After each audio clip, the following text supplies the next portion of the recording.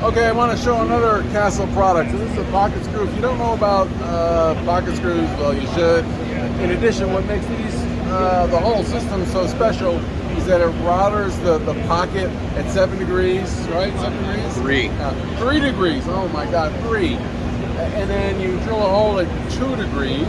So when you put the screw in, there's less creep. Where if you drilled a pocket screw system from one side, that's probably 7 degrees, and when you screw the panel, it'll creep. So that's why you want a Castle machine.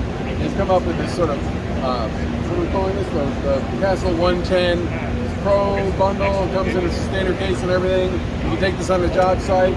So you want to demonstrate this? Sure. So we've got a router that pops up. Get your material set. You set it with the clamp here, make sure it's on the half moon, and then just clamp it down the rest of the way. Turns on in the back. You route. Take a drill from the back side. Professional pockets at a mini size. Oh man, okay.